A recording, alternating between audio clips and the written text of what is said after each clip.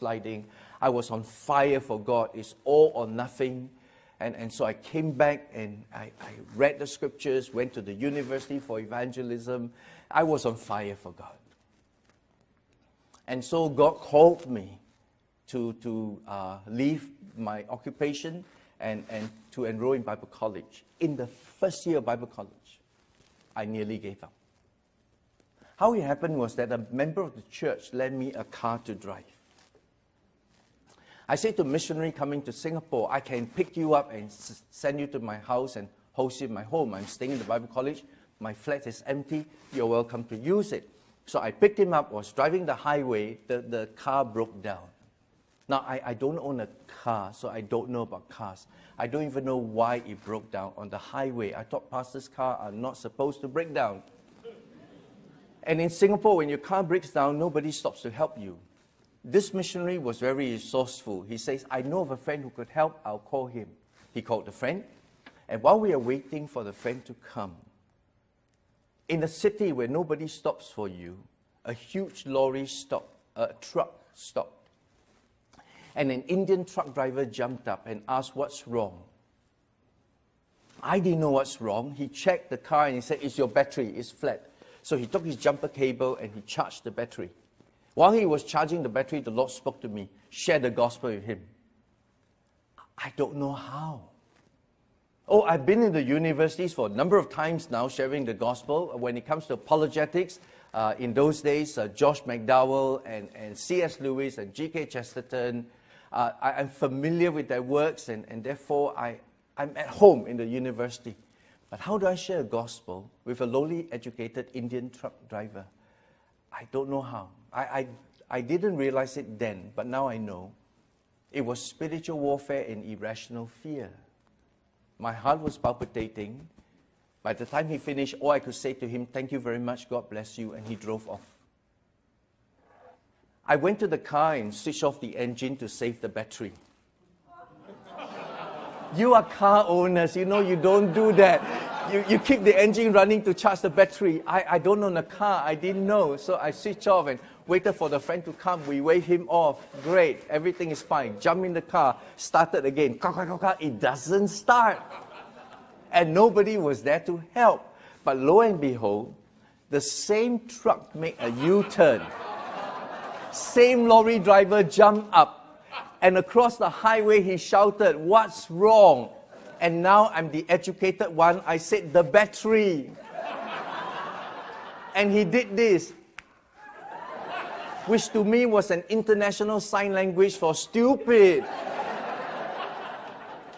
He took that huge truck battery, came over, charged it. And while he was charging it, God said to me the second time, son, share the gospel with this man. You know what that is called? Second chance. Now here's my question. If you were given a second chance, would you have taken it? I didn't. I dare not. I panicked. My heart was palpitating. And all I could do at the end of it is to say, thank you, God bless you. He drove off. My whole world collapsed. I went back to Bible college. I told my wife, and I am not continuing anymore. I'm giving up. The next day, the lectures started. I did not go to the classes. And then the Lord spoke to me in my depression. Son, go to the chapel. I don't want to go to the chapel. Son, go to the chapel. So I dragged myself to the chapel, sat right behind, and the Lord spoke to me. Son, I want to use you and I can use you. And my immediate objection from my heart is, Lord, you can't use me. I denied Christ, I betrayed him, I'm useless. Why do you want me to be in this chapel? I don't belong here. This is the company of saints. These are those who are preparing themselves for the full-time ministry. I am hopeless, I am worthless, I am a failure. You can't use me. And God said, no, son, I want to use you and I can use you. So I said to the Lord, to show you can't use me, I will cross the street at the Bible college. The first person who I meet, I will share the gospel with.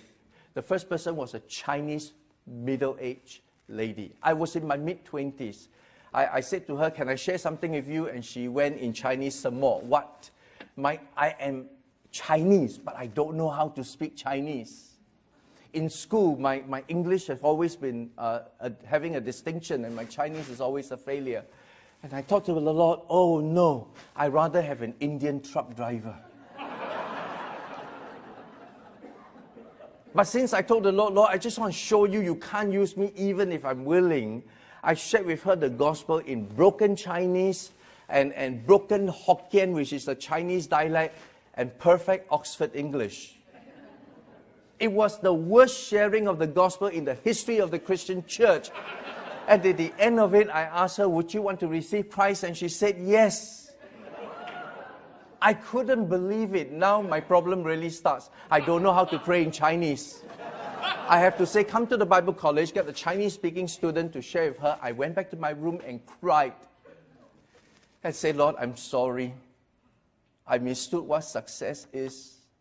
I thought success is my strength, my intelligence, my training.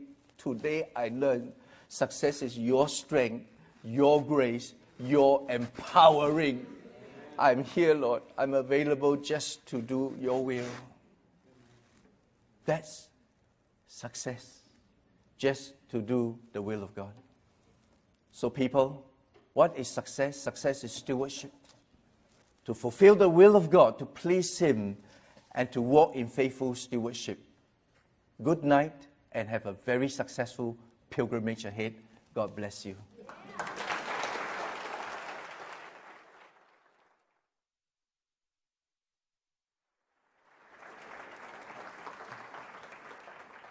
Thank you, Pastor Edmund. That was the perfect message for us. As we begin this institute, I think one of the greatest temptations is to run ahead into good things rather than God things. There are so many good opportunities before us, and you just want to run ahead into all of them rather than really waiting and doing specifically what it is that God asks of us. So please pray that we would be obedient. Thank you for being such a true friend to this ministry. While you're in town, if there's anything at all that you need, don't hesitate to let me know, except for my car. You can't borrow my car. With such wonderful speakers, many are taking notes, and there are desks next to your seats. Margie asked me to point that out. As you tour this building tonight and as you see it tomorrow, you will find that, in particular, Margie and her sister, Barb, there is such intentionality about every single detail in this facility. I hope you'll be able to appreciate that as you walk around, and feel free to use those tables as you take your notes. Next, we have the privilege of hearing from Dr. Oz Guinness on the heartbreak of our nation. Oz is a social critic that has spoken around the world in highly strategic settings, especially in academic, political, and business settings. He's a leading defender of religious freedom, and to my mind, he's one of the most profound thinkers of our time. He received his doctorate in the social sciences from the University of Oxford. He's a senior fellow at the Oxford Center for Christian Apologetics, and he's the author of more than 30 books. Oz writes roughly as fast as I read. Recently, Oz tweeted this line. He said, "Be known for your love of people who disagree with you radically." Be known for your love of people who disagree with you radically. And Oz preaches that. He also practices it. About 2 weeks ago, I was with Oz and a team from RZIM sharing Christ on the campuses of UC Berkeley and Stanford. Oz's talks were masterful, but even more noteworthy were the hours-long conversations that he had with undergraduate students about the gospel, often starting early in the morning and stretching late into the night. One of those students, named Bailey, put her faith in Christ on the Friday after journeying with us throughout that week. It is very rare to find someone like Oz who has the mind to be able to zoom out and see the trajectory of history and culture and institutions, and yet also has the heart to zoom into an individual's life and to be up well past midnight, loving and listening well to an undergraduate student that he disagreed with. I have no doubt that Oz could have won that argument in 3 minutes. But he wasn't interested in winning the argument. He was committed to winning the person. it is so appropriate to have Oz speak on the heartbreak of our nation, because I believe he truly understands both nations and hearts. Oz, it's an honor to call you my friend and my teammate, and please come share with us.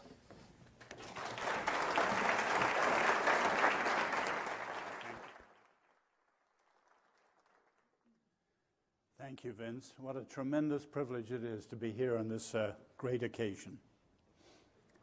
Ravi gave me the topic, the heartbreak of our cities. And I thought about it, and I thought, that's Jacques Ellul or Tim Keller, but that's not really me. And so we arranged this one. And I hope all of you watching around the world who are not American realize I don't do this out of chauvinistic reasons, speaking about America, but because there's so much at stake for the gospel in this country, which, for better or worse, at the present moment, is the world's lead society. Jenny and I came here in 1984 for 6 months, and 32 years later, we're still here. When we arrived in the middle of President Reagan's re-election, the slogan, which some of you remember, was "Morning in America." I remember arguing that actually it was late afternoon, maybe evening in America. But you can see 30 years later, the world, even that Americans knew then, has gone. One of you said to me in the reception that after many years abroad, you didn't recognize the country to which you've come back. The United States is suffering its gravest crisis since the Civil War. And there is no Lincoln in the land. And there's very little statesmanship. And many of the deepest answers don't delve down to the heart of the problem. And I believe we who follow Jesus, because of the past, but above all because of the gospel, have a unique moment to speak into this great country. I grew up in China.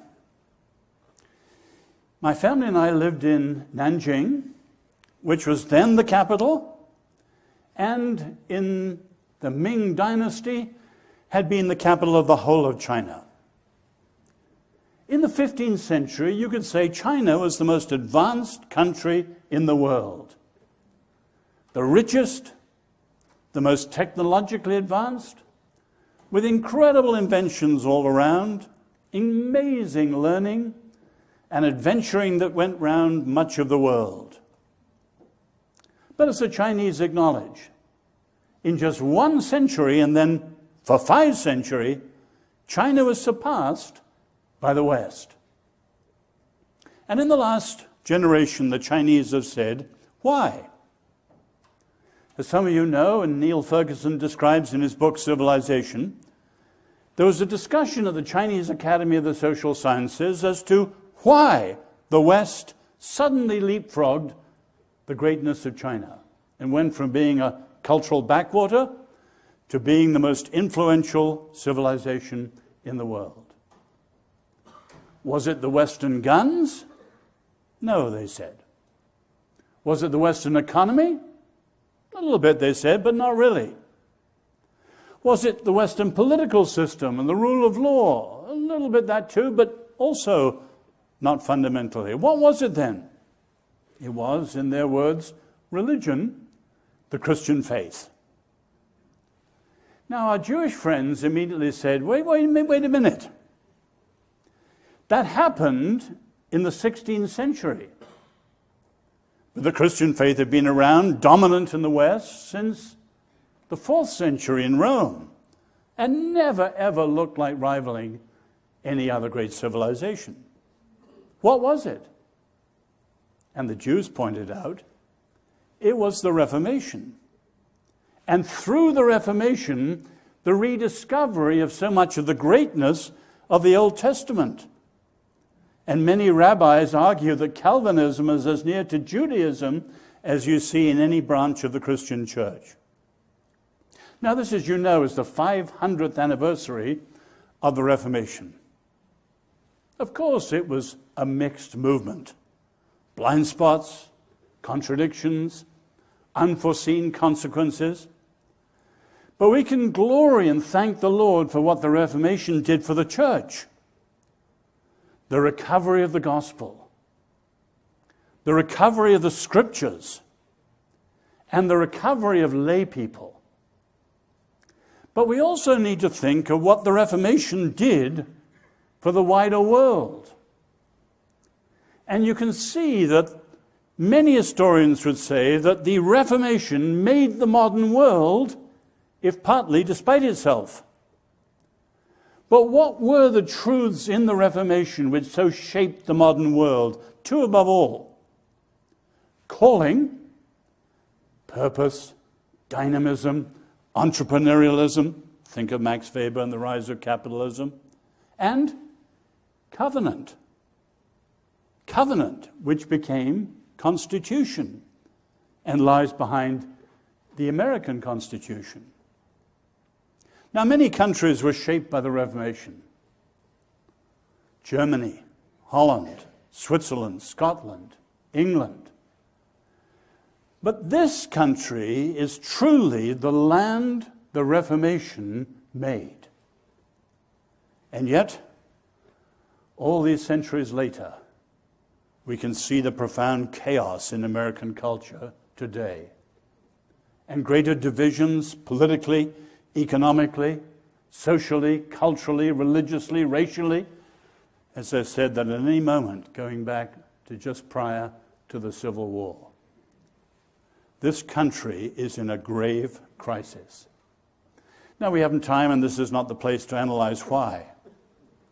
But let me just mention three features of where we are today, and then draw some conclusions in terms of our apologetics. First, there's no question that we're facing a decisive rejection of the founders and the founding. Not among all Americans, thank God, but among many of the intellectual elite. Why? Start with the founders' blind spots.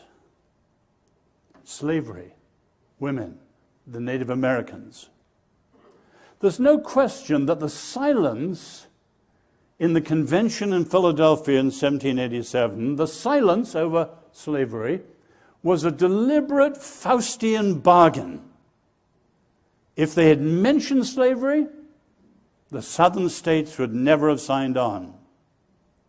So even many of those who on principle fiercely opposed slavery were silent. And the disaster was written into the Constitution. And racism has become the abiding curse of America, as things like class are in England and other problems elsewhere. And you can see that while there were times, say, under Martin Luther King, when the response to it was a Christian response, taking the Declaration of Independence as a promissory note and cashing it in for those who didn't receive its benefits earlier. Now, though, people using ancient grievances, which they themselves have not suffered, to stir up modern factions and rivalries and grievances, and the problems grow worse. The second way the founders were rejected was those who claimed to see through them. Quasi-Marxist nonsense and so on, that said this was their real agenda, the economic interests and so on. And you can see from Charles Beard and downwards, many in the elites have done that again and again. And the third and very common way of dismissing the framers was to say they were brilliant in their time, but their times were those times and they're outdated. And you can see the whole notion of progressive politics from Woodrow Wilson down to Barack Obama, passing on the framers because they no longer apply. Or think of someone like Dean Acheson. The problem, he said, of running the United States is that we've got the constitution of an 18th century farmers' republic dealing with global nuclear issues. In other words, impossible. And of course, for many Americans, they just forget the founders. I heard one Ivy League student who wrote the Declaration George Washington. Oh, no, wait, it was Abraham Lincoln. Oh, sorry, it was Winston Churchill. And you can see a general ignorance surrounding history at large and the founders. We talk of Republicans in name only, but the tragedy is that America's become a republic in name only. And of course, the republic was grounded in the constitutional freedom which went back through New England to the notion of covenant. The second thing we can see, equally sad, is a bizarre adoption of alien ideas. Some of you remember when Timothy McVeigh was arrested after the Oklahoma City bombing. And if you remember, he was arrested wearing a sweatshirt or a T-shirt with a quotation from Thomas Jefferson. What Jefferson had written to Abigail Adams on the occasion of Shays' Rebellion. The tree of liberty is often refreshed by the blood of tyrants and patriots because that is its natural manure. Jefferson said worse than that. When the French Revolution broke out and the Reign of Terror started, he excused it and condoned it and said the injustices were so great that the whole thing should burn down so long as there was a single Adam and Eve left to start all over again. And of course, 250,000 French were killed in that revolution. Jefferson, thank God, was out of step with most of the founders. Washington and Mason and Adams and many of the others, they had a notion of ordered liberty, very different from that destructive Jacobin liberty of Jefferson. And Jefferson himself, when the revolution was taken over by Napoleon, renounced it later on with a considerable hypocritical turn. But here's my point. If you see how the French Revolution is so decisively different from the American Revolution, you can see how bizarre it is that many of the ideas flowing through America in the last century are closer and owe more to the French Revolution than they owe to the American Revolution. As late as the 1950s, America is often described as a liberal order with a capital L.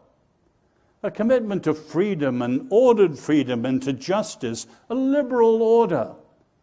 But it shifted to a liberal left order in a very, very different sense recently. Think of some of the movements.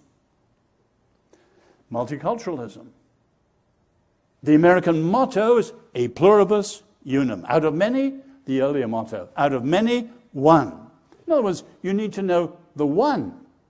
You need to know the identity.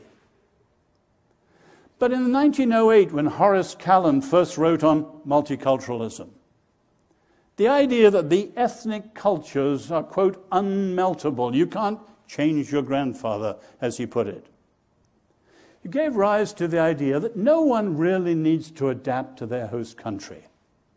The host country needs to adapt to them. Now, that idea didn't make great headway when it first came out. And after World War I, there was a period of very powerful, even coercive nationalism. But in the 1970s, it re-erupted. And it became the ruling philosophy, not only here, but in Europe. And of course, it's behind the French banlieue, the British no-go areas, the so-called dish cities in Sweden, and all that. And it's been disastrous in each of them. But it's particularly disastrous here because now everything is diversity, but there's no unum. Out of diversity, one. A pluribus, but there's no unum. Civic education collapsed in the 1960s.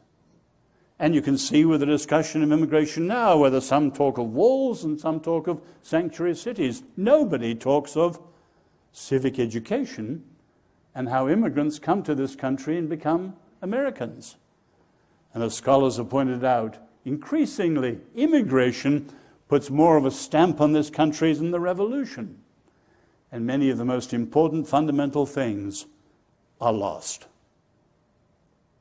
Or take a second trend that's gone through. We look at the ravages of postmodernism, which Rzim has tackled in all sorts of ways. And particularly the way it's developed into what's called social constructionism. For the Stoics and the classics, and certainly for anyone who follows the Bible, there is a natural order, as we read in Genesis. God made the world a certain way. Heaven is heaven, earth is earth, male are male, female are female, and so on. There's an order, a created order. For the Stoics, a natural order. Not today. For the social constructionists, there are no givens, there are no rules, there are no limits. So you can be whatever you want to be. And you can see much of the current discussion through Judith Butler and the gender revolution is on male-female. But you can equally see in much of the radical talk, it's not just life and death, but even humans and the divine. Yuval Harari's latest book, you can see the whole thing in the title, Homo Deus. No longer Homo sapiens, his earlier book, Homo Deus. With our technology and our science and our information, what he calls dataism, we can truly be as God, and a refueling of that Babel drive all over again.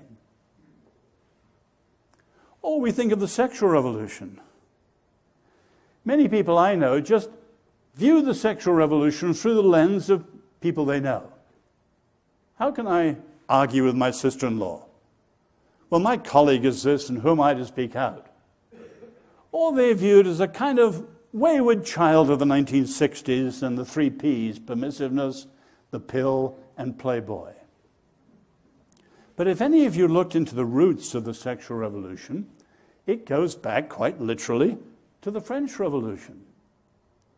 And you can see the influence, say, of Jean-Jacques Rousseau on the Marquis de Sade, playing out in the young Shelley in England, fortunately stopped there in his tracks by the Evangelical Revival. And then playing out by many people down the centuries, down the decades since then, above all Wilhelm Reich, who wrote The Sexual Revolution, which is behind so much of it, coming right down to our own time and the people in this area. And you can see that it shares all the marks of the French Revolution. Utopianism. Man is born free, but he is everywhere in chains. Just remove the chains, take away the repression, and everything will be fine. And you can see the enormous naive utopianism behind so much of this. And of course, right from the very beginning, the one great obstacle to freedom, religion. Above all, Roman Catholics and evangelicals. And what was absolutely remarkable was reading some of the WikiLeaks leaks of the people around John Podesta and his former Catholic friends, and how they exactly mirrored the complaints against the church by Wilhelm Reich and other people writing back in the 1920s. Religion in general, but the Christian faith and the church in particular, is something that's the obstacle to their success of freedom for everyone. And of course, you can see the appeal. The old categories of proletariat and all that sort of stuff are transcended. You just have reactionaries and progressives. And who would argue against sexual freedom? And so it goes. But you can see a whole series of ideas which have just flown through from the French Revolution, having profound effect today in the country that gave us the American Revolution, so decisively different. The third feature of our time that strikes me as I look at where we are now is the sad scandal of the American church. We look at the church worldwide, and as you all know, the church is exploding around the global south. Asia, sub-Saharan Africa, not doing well anywhere in the West. And as you know, the sting in the tail is that much of the global south is pre-modern, and what's done in much of the church in the West is its capitulation to the modern world. But you have to add to that the sadness of the scandal of the American church. Because if we look at Europe, many of us know that well too, in almost every European country, the church, for various sad and historical reasons, is a tiny minority. But in America, we are a huge majority, and yet having no cultural influence. Take other tiny groups. Our Jewish friends whom I love. The Jews love to point out that they are so tiny, numerically, they don't amount to a tiny statistical error in a Chinese census. Look at their Nobel laureates. Look at their influence in the financial world. Look at their shaping of Hollywood and all sorts of other areas. Put it mildly, the Jews punch above their weight. Or we could take groups that we disagree with, respectfully but radically, like the LGBTQ groups. Less than 2% of America. But with far more cultural influence than we who are followers of Jesus and called to be salt and light. And you can see in this country the confusion and demoralizing how many Christians simply don't know how to engage with culture. And often they only engage with the most simplest of the hostile ideas, and almost never with the distorting, shaping powers of modernity. And to me, it's a scandal that on the 500th year of the anniversary of the Reformation, all that many of our evangelical magazines are discussing is the Benedict option of strategic withdrawal. Nothing could be more of an insult to our Lord's call and to the genius of the Reformation. And the way through calling, it gave an inner asceticism that really took people out into culture and changed the modern world profoundly. What does this mean for us, though, as we move out as people who love apologetics, or I like to use the word Christian advocacy? First, in terms of America, I think it means the deepest crisis is a crisis of freedom. Many people look at where we are today and all worried about the president. Yes. The president didn't cause the crisis. The crisis caused the president. But far beyond anything to do with the current administration, the problem isn't the Democrats and the Republicans, or conservatives and liberals in the traditional sense, or even the heartlanders and the coastals, or even the current trendy phrase, the globalists and the nationals. The deepest divisions go back to two very different ideas of freedom, one coming from the American Revolution, shaped by the gospel, and one coming from the French Revolution, shaped by the secular Enlightenment. Freedom requires truth in the biblical understanding. Freedom requires power in the Enlightenment understanding. Freedom begins with the inner and moves to the outer in the biblical understanding. Freedom starts with the outer and is imposed on the inner in the French Revolution understanding. Freedom is both negative, freedom from, and positive, freedom for, in the biblical understanding. Freedom is only negative in the French understanding, and so it goes. Freedom always has to be within ethics and under the Lord and accountable in the biblical understanding. Freedom is absolutely a total, infinite, absolute freedom without any accountability. You have very, very different views of freedom. And I think today, we who follow Jesus, it's a sober moment to realize that we are the last great defenders, along with our Jewish friends, the last great defenders of a full, rich, deeply based human freedom. And whether it's atheism or many of these other views, they are denying things that are essential to it and leading countries as well as individuals towards disaster. The second thing to see, and I don't need to add to what Pastor Chan said so well, the crisis for the church is a crisis of faithfulness. He put it so well, I'll add nothing there. But one other point.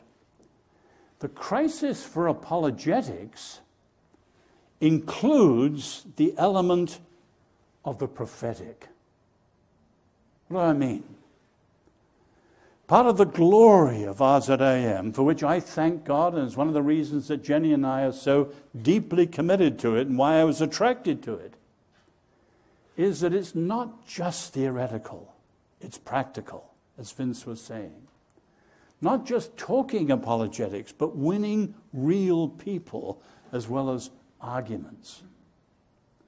But you can see in the world that we're in today, that means on the one hand being deeply personal and deeply pastoral. Because whether we're talking about freedom or the sexual revolution or anything, these are individuals who are caught up in the wheels and the machinery of all these great movements which are chewing people out and leaving them lonely and distressed and upset in all sorts of ways. Real people. So everything has to be profoundly personal and profoundly pastoral, as Vince was saying.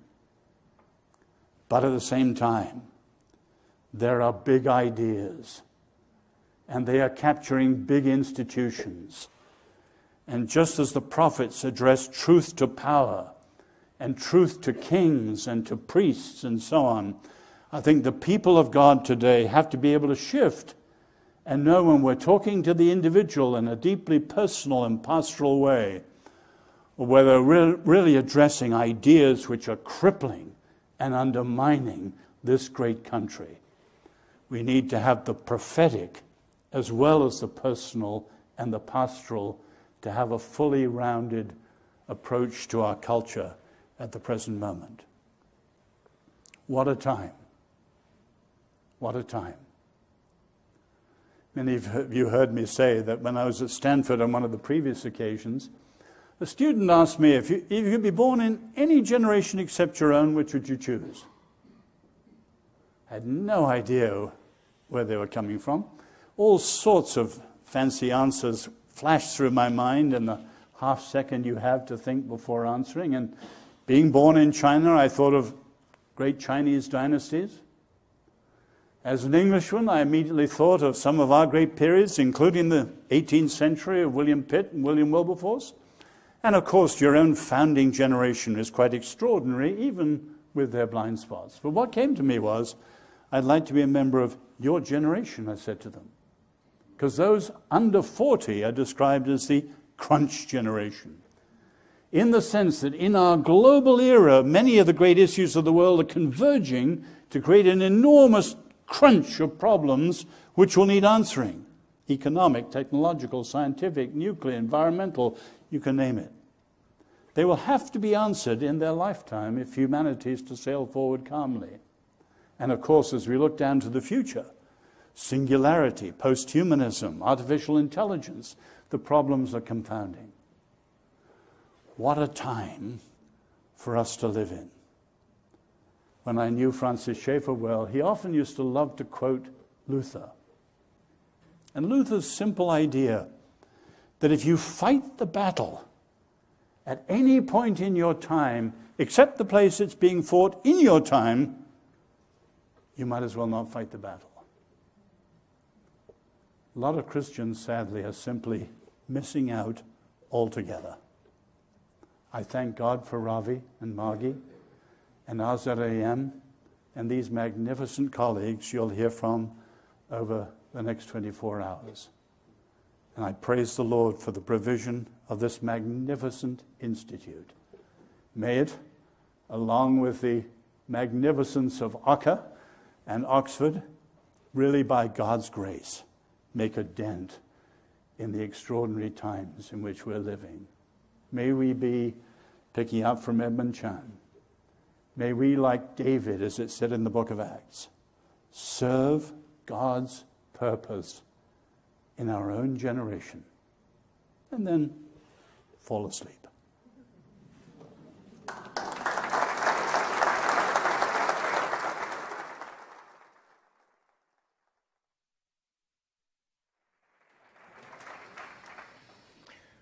Thank you, Oz. Every time I hear from you, my understanding of the gospel is enlarged. And so often the objections and the questions that we're dealing with today, as Oz knows better than anyone, can be traced back to ideas from 2 and 3 generations earlier. May we contend as a ministry today for ideas so that our grandchildren and our great-grandchildren can be living in a culture that looks different than the one that we're living in right now, and one that would be more favorably disposed to the message of Jesus Christ. Thank you so much, Oz. Our age has been called the great age of apologetics. This is something that Oz has written about. Modern technology and social platforms has allowed every question and every objection to be on our doorstep. It also gives us an unprecedented opportunity to answer those questions on a global scale. Right now, and in the next 24 hours, this event, these talks, will be heard by people in dozens of countries. And over the next year, we'll be having training events and programs at the Zacharias Institute for youth, for pastors, for business leaders, for artists in collaboration with our on-site gallery, Still Point, for emerging apologists, and not just for experts, but for anyone who's eager to deepen their faith. Many of the greatest thinkers and speakers in the world will be joining us, and most of these events will be live streamed across the globe, and so they'll be available to anyone with a computer or a phone. We're living in the great age of apologetics. The question that remains is which apologetic will win the day. People often ask us as a team which questions are becoming more and more common, and one type of question, one cluster of questions that we're receiving more and more frequently have to do with depression and suicide. And it's not hard to see why. Each of us sees about 3,000 advertisements per day. And pretty much every one of those advertisements is telling you that you're not good enough. It's telling you that you need just one more product in order to be worthy of love. This is the most connected generation of all time. It's also the most lonely generation. The apologetic of the Christian faith offers something radically different, a message that is life-giving rather than life-taking, a heaven-sent message.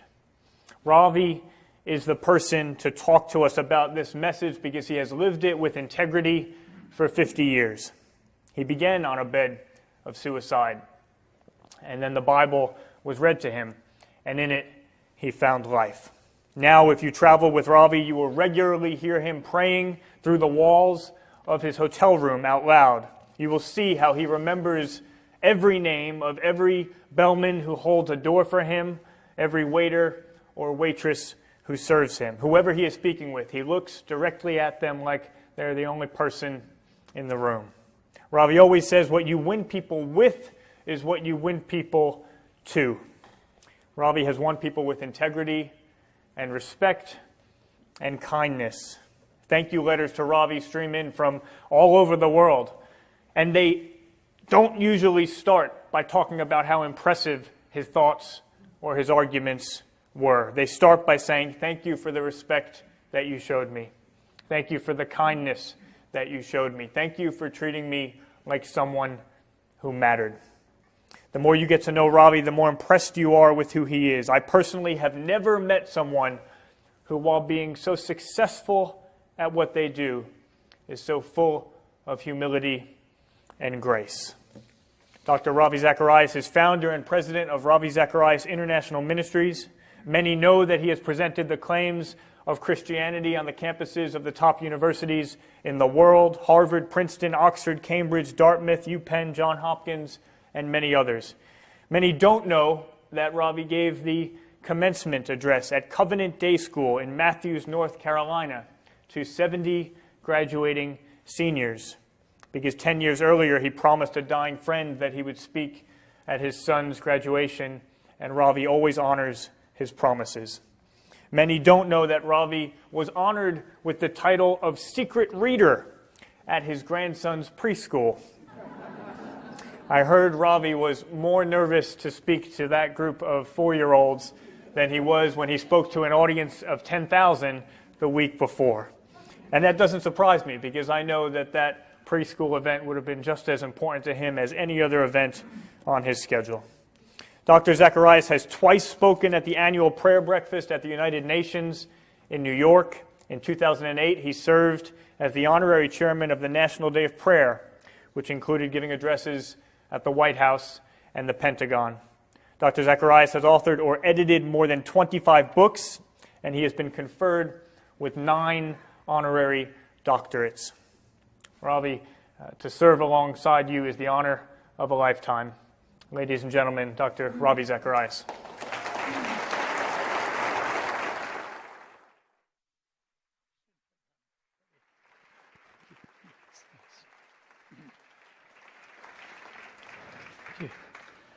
I leaned over to Margie and said, maybe I really should not speak. We've had a banquet already, and frankly, I feel I'm intruding almost like some rancid nuts after a huge main course that has been, I kid you not, I mean, listen to Edmund Chan and Oz. Oz asked Jenny to do me a favor. This is bad news and good news. If you predecease me, I would love your jacket, because I have a feeling those notes are pinned in there. He comes up here with nothing in his hand. And listen to that stuff that flows out of him. You know, Pascal sewed his testimony into his jacket. So maybe you've got some notes in there. I don't know if he wears any other jacket. That's the only jacket I've ever seen him in. And so there has to be something to that jacket. I think my colleagues will agree with me. Absolutely amazing stuff. And thank you so much for what it is you shared. Oh, it's amazing what God's done for you, through you. He's only a few years older than I am, but when I was a young undergraduate, I was reading his stuff then. And, of course, greatly influenced by the famed Francis Schaeffer, has carried on that light and that legacy to analyze. But he doesn't just analyze, he gives a prescription. So thank you, Oz, for coming, and thank Jenny for sparing you. You mean an awful lot to the team. Edmund, what a delight to have you, my friend. This man has been an encourager for many, many years and really inspired me along the way. I don't think a week goes by but that I get either a verse or a line or two from him to just thank us for our friendship that we have. And as you've ministered today, you've said a lot that we need to follow and emulate. God bless you, and please thank Anne for sparing you for this long journey. He flies back tomorrow all the way to Singapore, and that's I follow him 2 days later. I've just come back from the Orient and heading on to Malaysia just the day after tomorrow myself, moving on to do some meetings in Kuala Lumpur and Kota Kinabalu, so we sometimes pass each other in the air. Nice to see you all. So nice to see Danny and Shireen. What a wonderful privilege to see you guys, our Syrian friends, both studying at Liberty now, Shireen entering her doctoral work, and in an amazing pursuit of knowledge and apologetics. So many parts of the world are represented here. We'll take a few moments to recognize you tomorrow. But this is a dream unfolding. Well, these are only bricks and mortar. In fact, the gentleman who helped us procure the building is here today too. The architects are here. Those who helped us with the furniture and the furnishings, they're all here. Thank you to all of you for all that you've done to make this possible. And we'll say a word about them tomorrow as well. Those who worked hard for this. And I know some of you are flying out overseas. I just want to thank you for your contribution. Halfway through the mark, I was joking and telling my team, when you finally own this building, just dig a plot at the back here, because it's going to take me with it. You may as well put me 6 feet under. I'm doing everything I can to make this possible. But here it is, a reality because of your kindness, your generosity. All of you were involved so much in this, and a handful who couldn't be here. I just want to express my deep thanks to them and to my Lord for them. You know, I have a colleague on my staff, and his name is Sanj Kalra. You recognize him by his hair. What I lost, the Lord gave to him. And he keeps telling us it doesn't happen by accident, although sometimes when I look at it, I think it is an accident. He's the fashion model for our team. He issues me fashion violations repeatedly and keeps us humored. So what you're about to see is something that he showed me some time ago. And here's my question for you. When you think of zeal, enthusiasm, vibrancy, and eagerness, what illustration would come to your mind? To me, this one does, and I'm going to have these gentlemen turn it on for you. Hopefully it'll come through properly. Watch this now.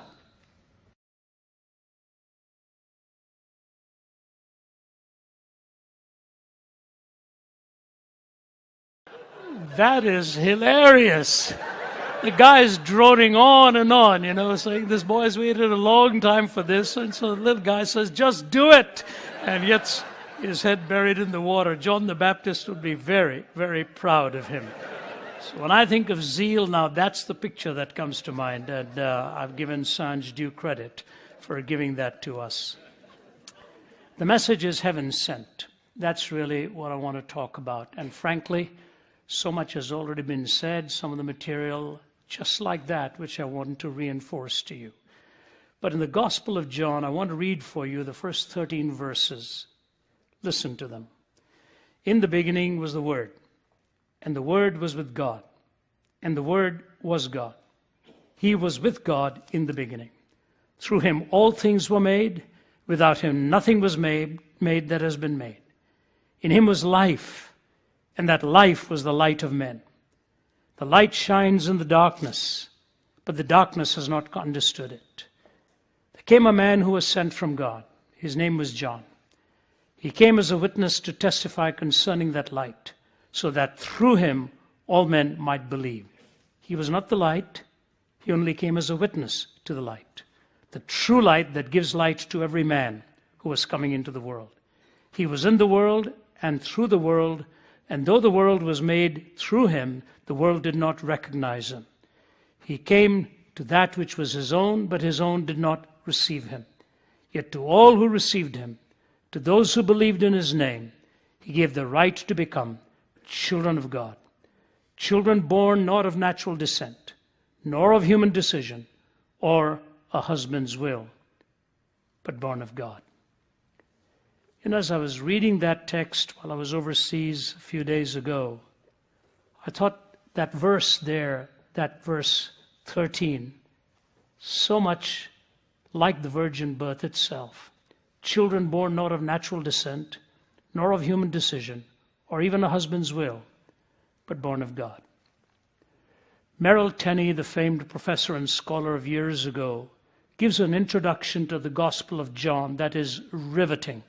It made an impression upon me in my undergraduate studies, and I found the book dished out where I had underlined it. And I want to read for you 2 or 3 paragraphs of what it is Tenney says about the Gospel of John.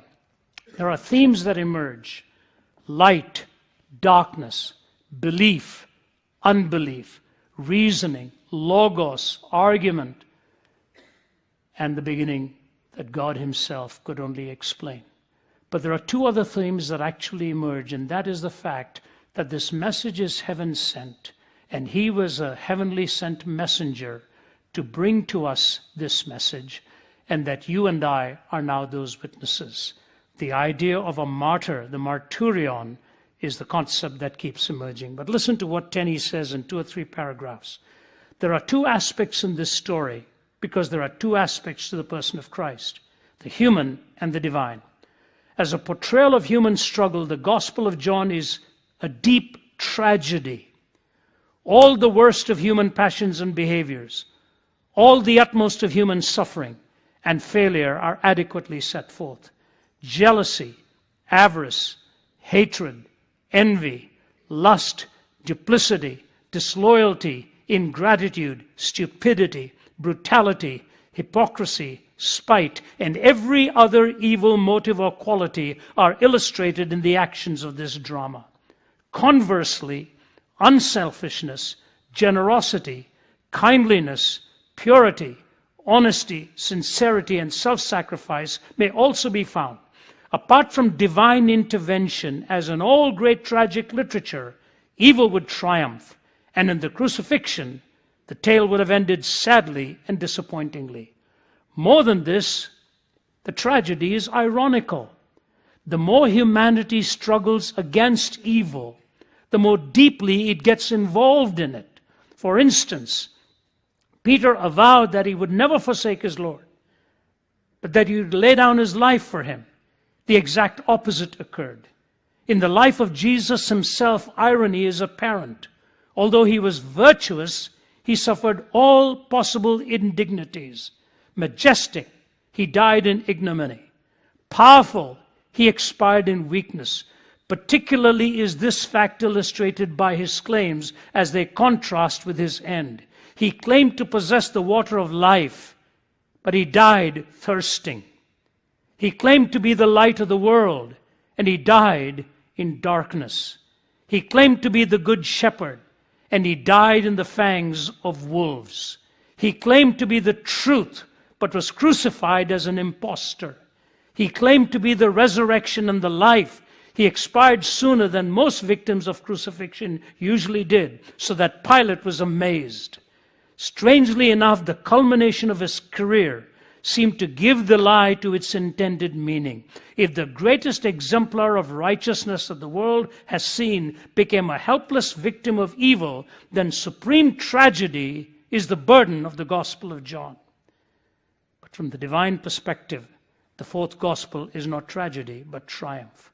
The plot reveals victory of life over death, of love over hate, of light over darkness, and of the spirit over the flesh.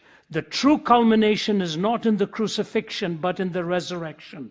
Unbelief does its worst at the cross and halts there.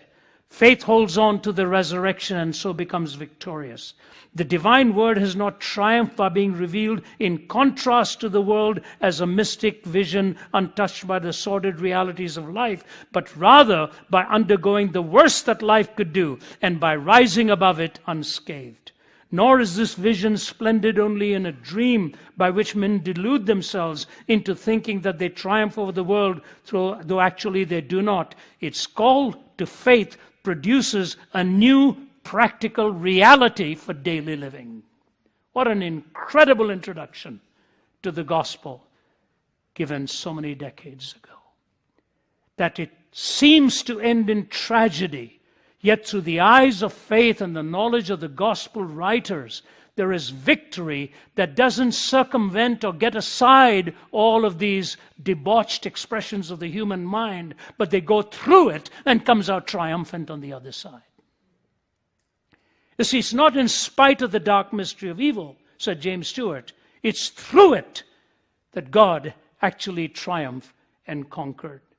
And so as we look at what it is that God is calling us to do in a time like this, I think of that famous essay of F.W. Borum, The Candle and the Bird. And he talks about in these terms. He said, you know, if you turn the light out of a candle, you extinguish it, there is darkness. He said, but if you frighten a bird, it'll go and sing its song on another bough. He said, the gospel is more like a bird than it is a candle. You cannot really extinguish it. You push away and resist the Holy Spirit, he will go and do his work in another part of the world. And you see this happening repeatedly in history.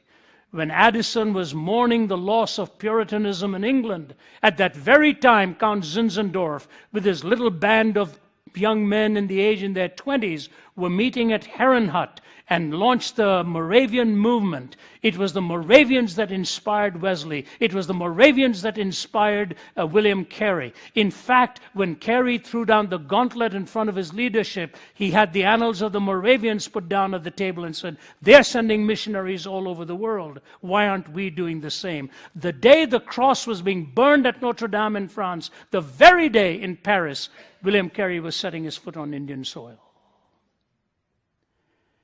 And there he baptized Adoniram Judson, who went on to Burma. And then his wife translated the Bible into Thai, and the Burmese Bible and the Thai Bible came about just through the Judson family, and it was through the inspiration again of Kerry. The bird is singing its song in many parts of the world. We are not extinguishing the candle.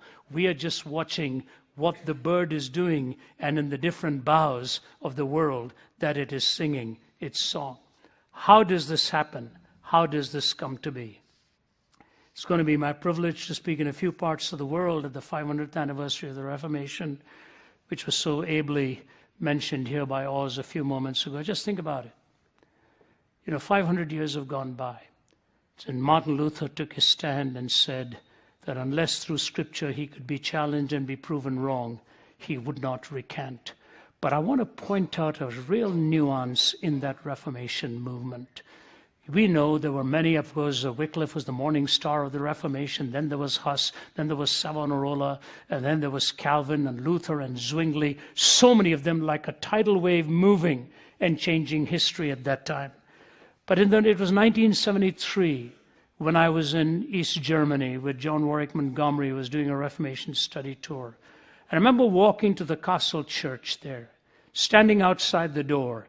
It was in the days of the Cold War, and very predictably, being December, it was foggy and cold and clammy. And I stood in front of the Castle Door Church and wondered, what must have been like for that man to come and nail those 95 theses to the door, beginning with the words, out of zeal and love for the elucidation of the truth, the following theses will be debated.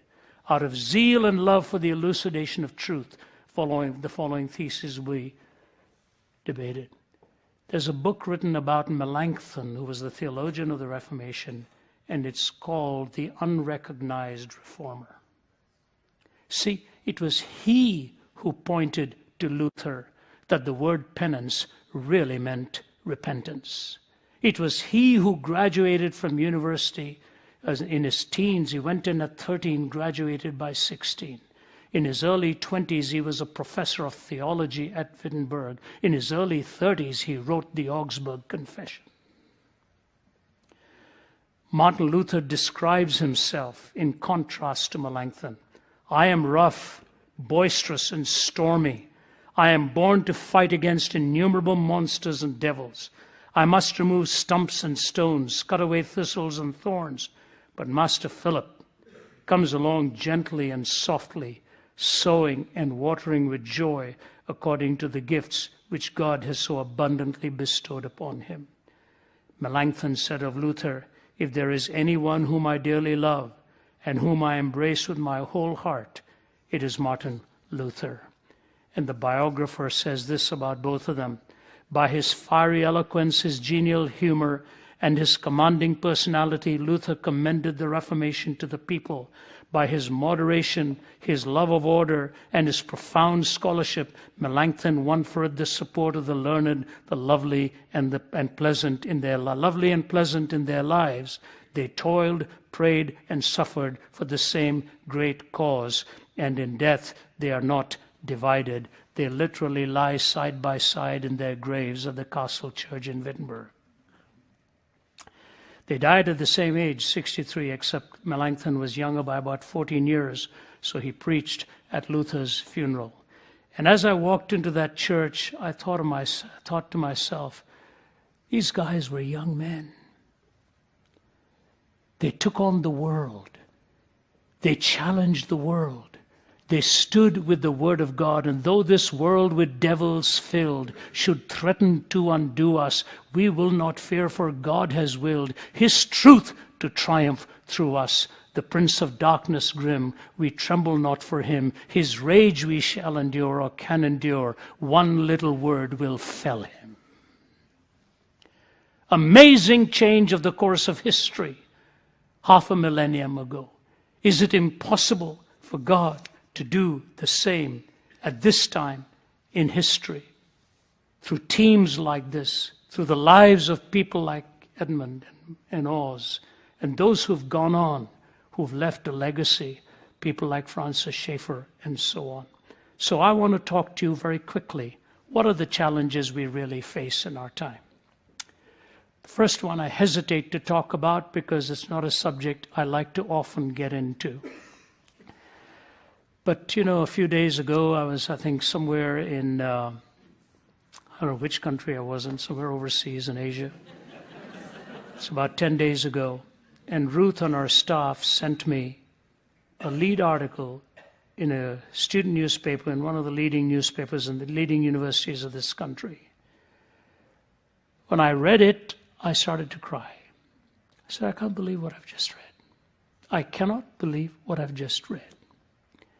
And then I thought to myself, how did this even come into my email?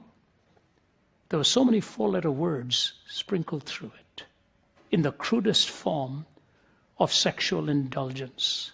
From autoeroticism to polyamorous relationships, name it, it was there.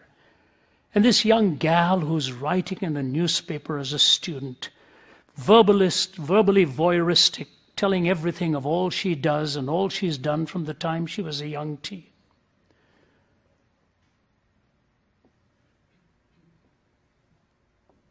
Say to yourself, is this what our education wants to be talking about? Is this it? Is this why you go to a university to graduate with letters against your name? To tell everybody all the struggles you have in your private world, only not talking about his struggles, but in a cavalier way of indulgence and sexuality. And so it is, oftentimes, the Dawkins and the other in the world will tell you what it is they're really hostile towards in the Christian faith. It is because they consider us morally repressive and restrictive of this kind of indulgence. I want to say to you something. I became a Christian at the age of 17. I played cricket for my university. I played cricket in a local club. I was very competitive in sports. I didn't know a single Christian on my cricket team or my hockey team. They're all Hindus, Muslims, Buddhists. Some of them may be. Not one of them would have read that article and found comfort or inspiration. They would have all said, this is bizarre and perverted. But the Christian faith takes the hit for it.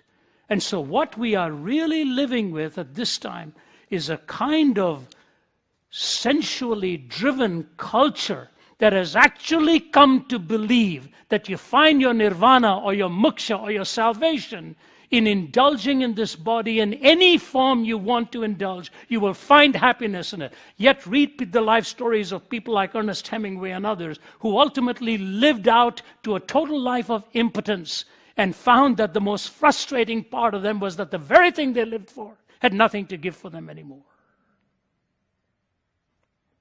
This is what we're up against.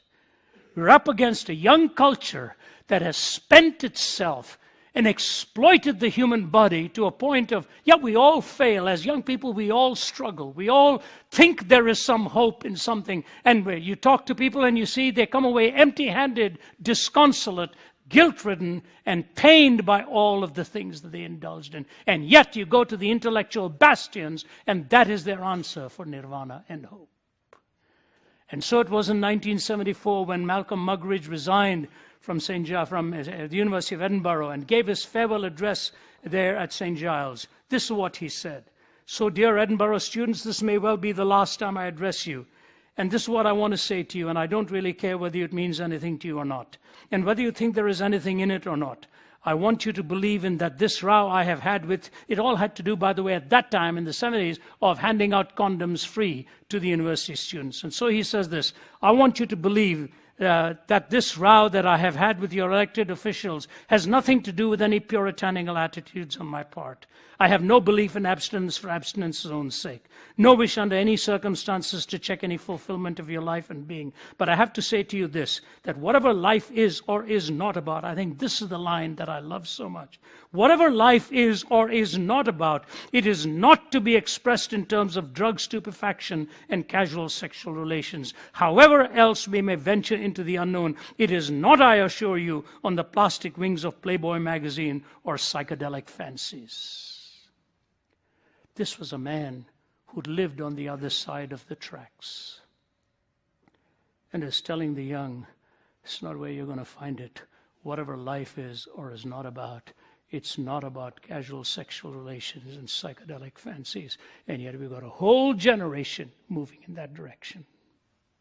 All over the world. One of my favorite professors in my graduate days was Carl F. H. Henry, one of the most brilliant theologians, American theologians of years gone by. I remember in one of his books he said this, and I wondered, wow, this is something for Henry to be saying it. I wonder why he's saying it this way, but he did. He said this in his book, Christian Mindset in a Secular Society. Biblical truth, transcultural as it is, has an indispensable message for contemporary culture.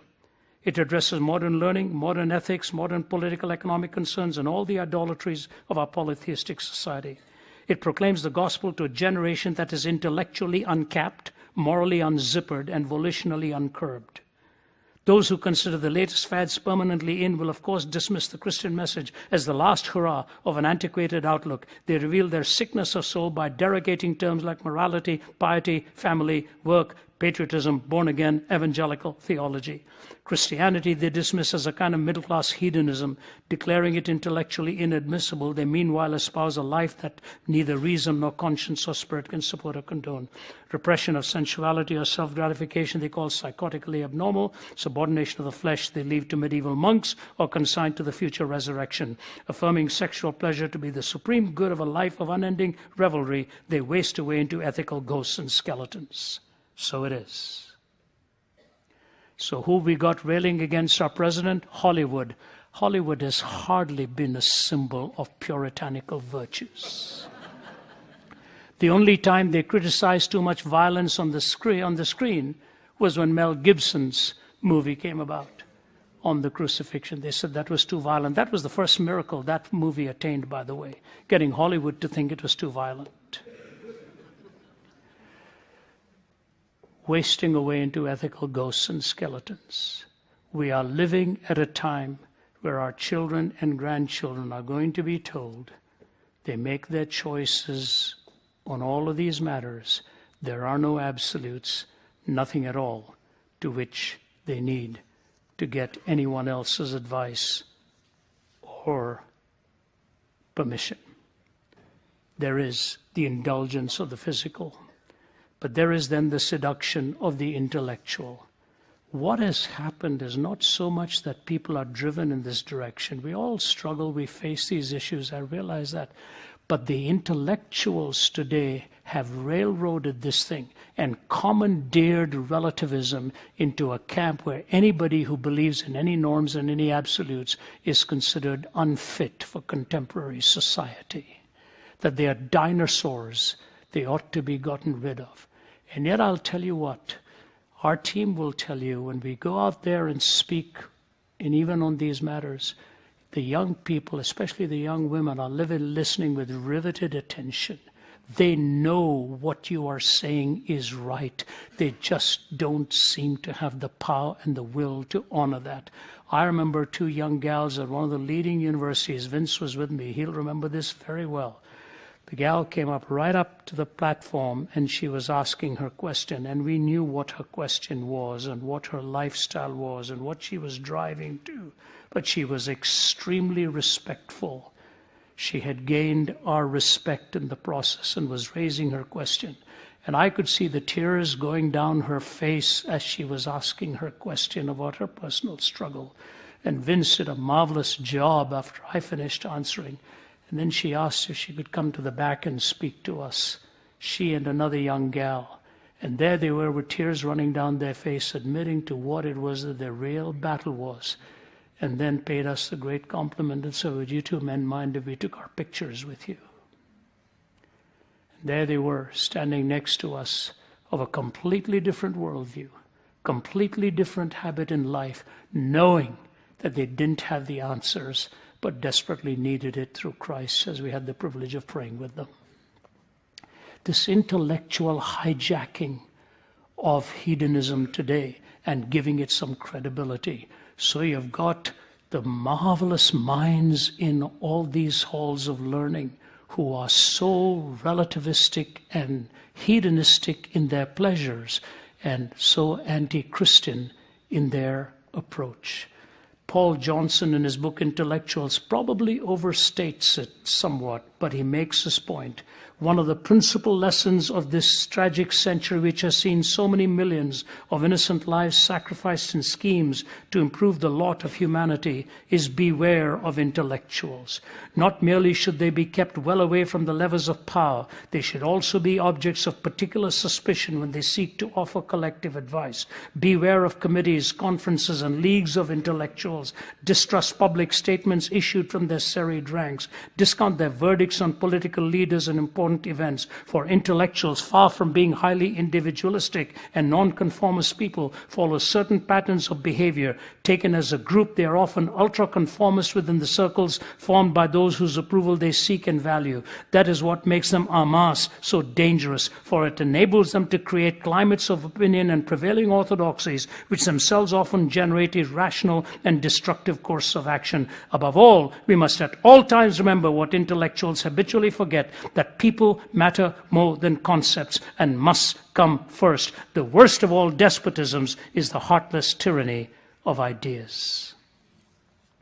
It was the French philosophers, the French intellectuals, who drove ultimately till splendor rode hard, or till victims were riding hard on the backs of splendor and so on, and might became right, and all of the words and the guillotine and all that came about on the heels of so much intellectual rejection of the absolute and the value of ultimate human life.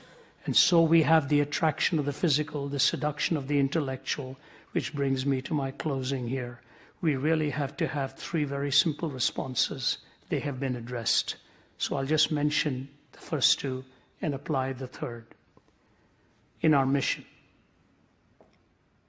why are we here? Why are we here? What does this organization exist for? Why do our churches exist? What is my life amounting to? Why does RZIM exist? As it turns out, within a few days, I'll be celebrating my 71st birthday. Entering your 7th decade of life is a grim reminder that you're closer to the finishing point than to the starting point. You recognize the years have gone by so quickly. So I ask myself the question, what is it now I want to focus upon? There's something within me that prompts me to say, your work is done. Your work is now done. You have labored hard for over 4 decades in the vineyard. Shut the suitcases, sit at home, go down to your desk, write, enjoy the family every day. Oh, it is so attractive a thought. But then I look at the world around me and I say to myself, what is my mission in life? What did God call me for? Why did he rescue me from the hospital bed? I look at it and I say, it is to be in the arena where the battles are being fought and to try and win the best of the youth today to change their world and to change the world to come. And I believe we are going to see it happen. We are already seeing it. Abdul Murray is here. For us to be at Michigan State University on a weeknight with 9,500 in attendance, and the basketball game suffered in attendance because the kids were attending this open forum. And the lineup, and the lineup, and the lineup, and the questions, and the questions, and the questions. What is my mission? Number 2, what is our method? Our method is to lock eye contact with people and tell them we love them. You know, one of the best things about knowing Os Guinness is telling people that you know Os Guinness. And now I ask you this. There are worlds of scholars who'd give anything to have 2 hours of his time.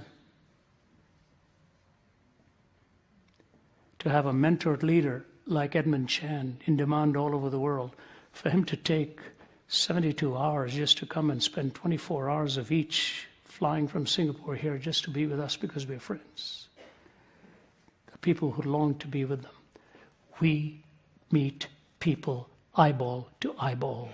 We are in their arena, and that's what shocks them. That's what shocks them. Our method will always be to be the light and to be there in the darkness and be there eyeball to eyeball. I cannot tell you the number of letters that I get from young people who say, well, there's one here just today who was talking to me saying, I struggled with my faith. Your program came on at just the right time and rescued me. That's our method. We will love people.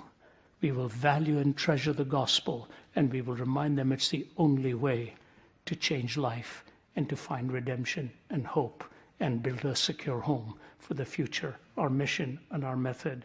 And lastly, it is our message. What is our message? Our message is very clear. For God so loved the world that he gave his only begotten Son, that whosoever believes in him should not perish but have eternal life. You know, Billy Graham, if he lives to the end of this year, will be 99, I think. He was born in 1918. Yeah, he turned 99 in November. He set his face like a flint. My dear friend Cliff Barrows passed away recently. He lived here for some time, and we used to have wonderful times with him. Dr. Graham fulfilled his mission as an evangelist. God has called us as this team. We've got the Luthers, we've got the Zwinglies, we've got the Calvins, we've got the Melanchthons as part of this team. World changes. Some of the young women and the young men in this team amaze me with the humility of heart and with the depth of their knowledge. We've got the same message and the same ethos. A whole team goes to a place, and people look at this team and say, I don't believe what I'm seeing. Such a diversity of cultures, ethnicities, intellectual rigor, but same compassion and love for people who've come to know Jesus Christ through this team. And so I close with a very simple illustration. This building is great, and we look forward to thousands coming through it. I will hardly be here except when I'm here to teach. I'm gone most of the time.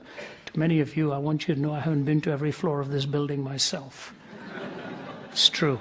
When people ask me, I just came here yesterday and lost my way. I couldn't find my car. I went in the wrong direction. I'll tell you the truth. These things don't mean anything to me. They really don't. What it means to me is that there'll be a place that people can come where there'll be a light on to take them away from their darkness. That's what this is all about. Several years ago, when we were in Delhi, we'd finished a long series of trips. One thing about Margie, she may pray a lot for me, but she keeps me praying a lot for her too. She's lost her purses in more places than ought to be allowed legally. So we're in Delhi. We're taking a 1 a.m. flight, and about 10 p.m. at night, she's getting ready, and she says, I can't find my purse. I said, you got to be kidding me. I said, when did you last see it? She said, I don't remember. She said, maybe when we were out shopping in the afternoon at 3 o'clock. We ate at a roadside cafe in Delhi at 3 o'clock. And that was the last she'd seen it. It's now 10 p.m. in Delhi, and we've got to catch a flight. She said, my papers, my passport, everything is in there. That's right. You're talking about, So we get into my friend's brother. I said, take me to Connaught Place. He said, what? He said, they close about 8 o'clock. They're all gone. I said, take me to Connaught Place. So we get into the car because we're going to go to the airport from there. Why? I don't know. She didn't have her papers. So we get into the car and we're driving, and we arrive in this dark street called Janpath, which means the path of the people. There are hundreds of shops back to back, all in darkness. Everything in darkness. And my heart is beating. And we arrive closer and closer to where this roadside cafe was. I said, drop me off here. So I get off and walk about 20 paces, and there's a tent wall. I open that and I look, and there's a light on. I said, I don't believe what I'm seeing. So I walked over towards that light, and he stood up. He said, Saab, aapke liye thehar rahe hain. Sir, I've been waiting for you. He said, 3 baje se thehar rahe hain. I've been waiting for you from 3 o'clock. He said, we ran after you, but you got into a taxi and went. Mem Saab, madam left her purse. I said, I know.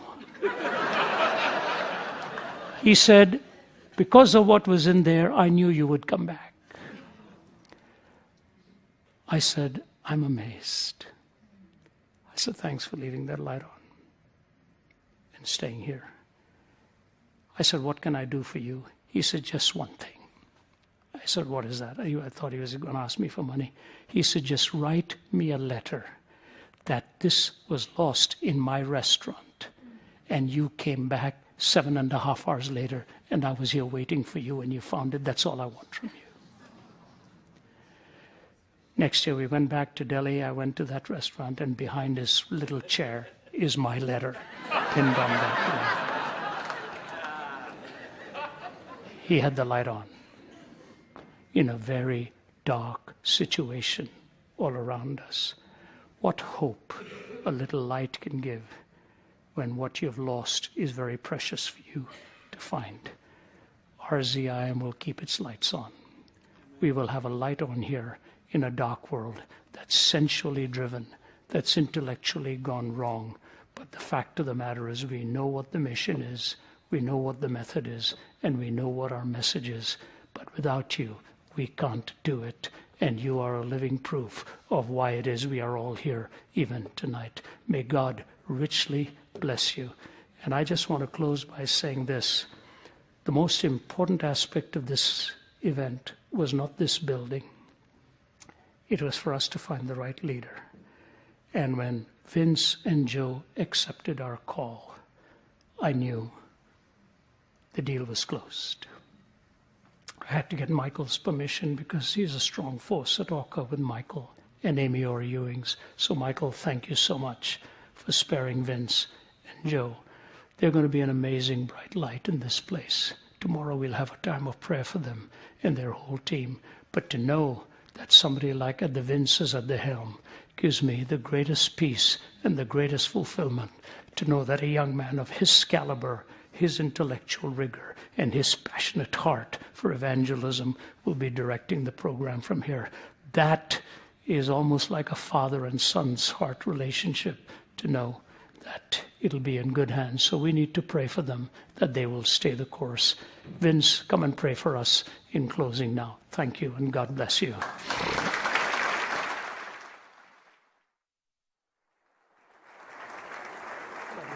Love it.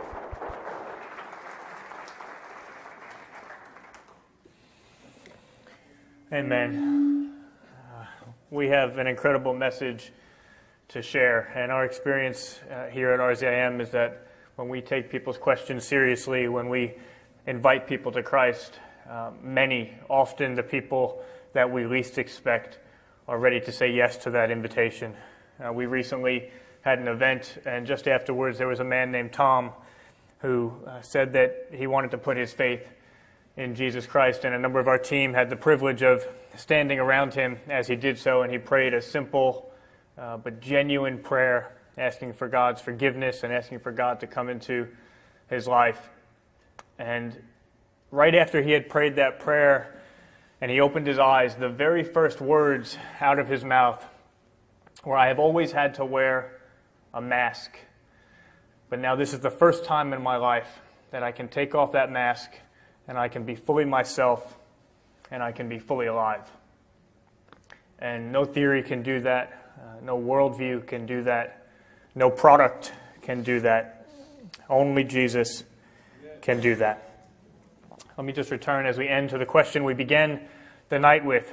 How many of our neighbors, how many of our friends, our co-workers, how many of our family members would join us in Christ if we took their questions and objections seriously and we invited them into the message of forgiveness and grace that Jesus offers? Let's find out. If you're a Christian, is there anyone in your life whom you've never invited? And if you're watching tonight and you're not a Christian and you're not confident of where you stand with God, let me invite you. Let me invite you into the life that you were made for. Let me invite you into the great purposes and plans that God has for you.